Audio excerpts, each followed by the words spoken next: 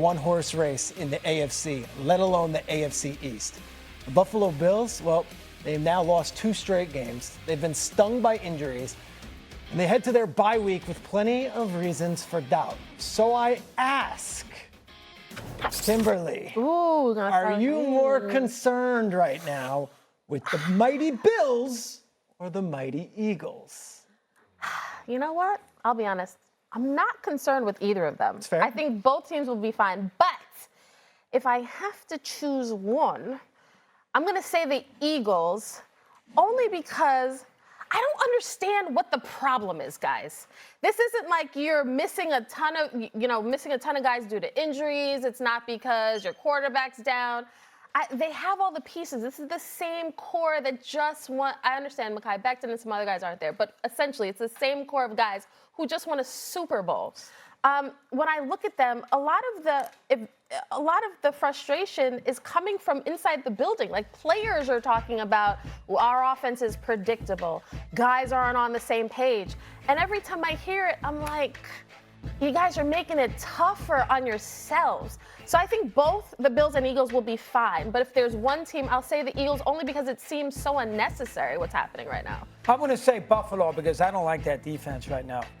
I mean, they let Bijan Robinson run like 200, he is great. But 238 yards from scrimmage. He's not Red Grange, not quite. I mean, Red Grange. They say galloping ghost. Yeah, I love it. Save the football giants, but that's another story for another day. But I mean, I'd be a little concerned about that defense of the Bills. I mean, and Josh is not playing great right now. He doesn't have a lot of great weapons from a wide receiver standpoint. I was very, very concerned with Buffalo. The Eagles were in this situation a little bit last year.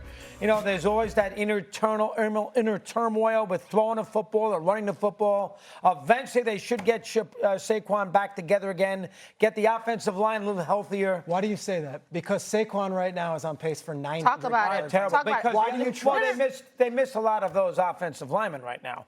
Plus, they have a new offensive coordinator. Okay. Kellen Moore leaves to go to New Orleans. It's going to take a new guy a little time to get himself together. Kevin Patullo, You got to give him a chance. from inside the building. So I'm expecting Philadelphia to recover. They did last year. They didn't 2 years ago, but they did last year. I'm expecting them to recover. Buffalo, I see some cracks. I mean, let's look at Buffalo for a second. They beat the Saints. Awful. All right. They beat the Jets. Awful. They had to work hard to beat Miami. They won one game.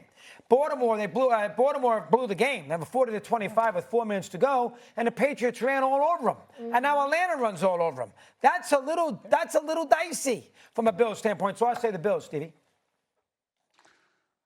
The answer to this question is the Eagles. Kimberly's right. And Doggy, here's what you have to look at. When you have the personnel and you have internal strife, that's a big deal because we understand why the Bills are suffering.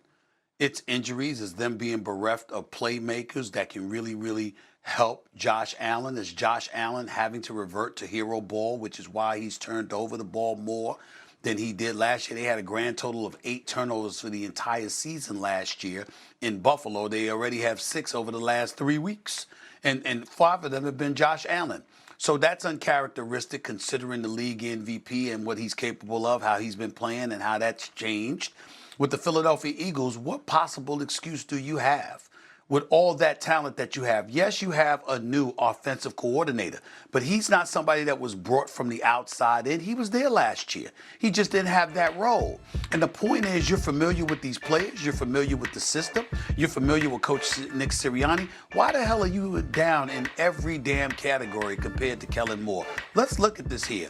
Down in points per game, yards per game, yards per play, yards per pass, yards per running back rush, and explosive plays. Down in every single one of those categories. Damn, what were you doing while the offense was balling out last year? Sleeping?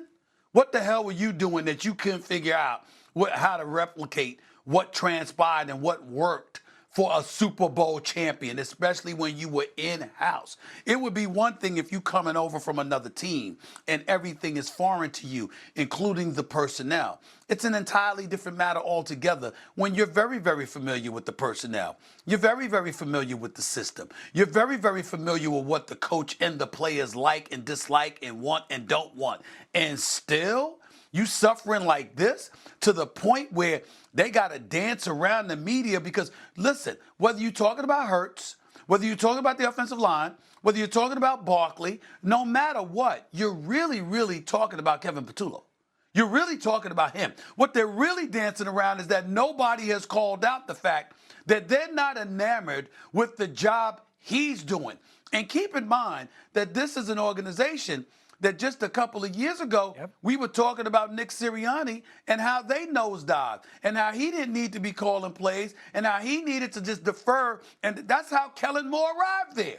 That's how Kellen Moore got the job and ultimately was doing the job because we needed to take it out of Nick Sirianni's hands if we were the Philadelphia Eagles. So now you bring in a dude that has no experience whatsoever as an offensive coordinator and calling plays fresh off a Super Bowl championship. That's what you do. That's the position you put Vic Fangio's defense in. That's the position that you put Nick Sirianni or Sirianni put himself in. What the hell was that about? So we love Howie Roseman because I think he's the best in the business. But if there's one area where they drop the ball, and I'm not saying that Kevin Patullo won't end up being good, Kimberly. Please don't get me wrong. I'm not saying he's a finished product.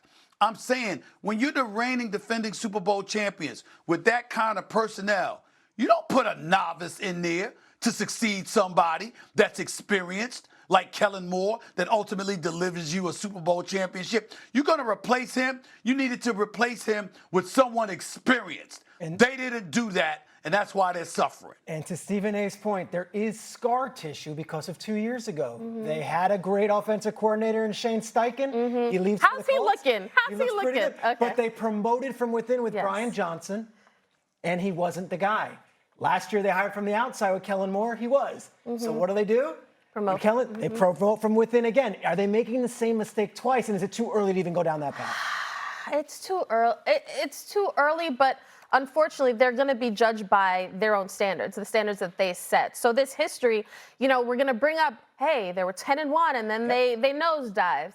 But I will say, Doggy, you brought up with the Bills and how, last year we were talking about, or last year I think you said the Eagles were talking about them and their defense. They were 2-2. Yeah, and they figured out a way. I will say a little pushback for the Bills is that they did figure it out too. They were 3-0 to start last year. Then they fell to 3-2. Then the sky was falling. Everybody's wondering what's going on with Josh Allen and the Bills. And then they won 7 in a row to shut everybody up. So I think when you look at recent track record, at least that's why for me, the Bills, the defense is still an issue, but they figured it out. Now with the Eagles, it's just sort of like you're looking at a guy in the building and it still looks disjointed. One thing. A couple of numbers to throw at y'all.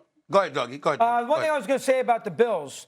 Keep an eye on the Patriots. Herm is here. Herm Edwards and said the Patriots could win in the division. I laughed at him. And you know what? He might be right. Beat him in Buffalo on a Sunday night. Number one. And do you see the Patriots' schedule? Oh, my God. I will be there Jets on Sunday. twice, Miami, Cleveland. Tennessee. Tennessee this weekend. They are going to win 12, 13 games. And Buffalo still got to play the Eagles. They still got to play, at Carolina won't be an easy game. Chiefs. They have a very tricky schedule, the Bills, at Pittsburgh.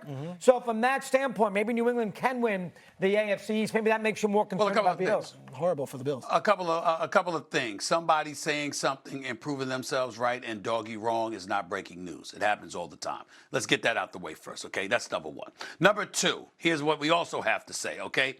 The Philadelphia Eagles over the last 2 games, 71 pass attempts, only 31 rush attempts. We know that's capitulating to the noise emanating out of the wide receiver room. That's worked against them over the last 2 games, okay? By the way, over those same 2 games, they're 3 for 20 on 3rd downs. So now we got to look at these two big stats. Last year, Kimberly, Doggy, Eagles total offense, they were 8th. This year, they're 30th. Last year, they were 10th, 3rd down offense. This year, 27th. Come on now. At some point, you got to look again. It's too early to write the epitaph, and that's not what we're trying to do here. What we're trying to say to the offensive coordinator, and this is the part that's so important.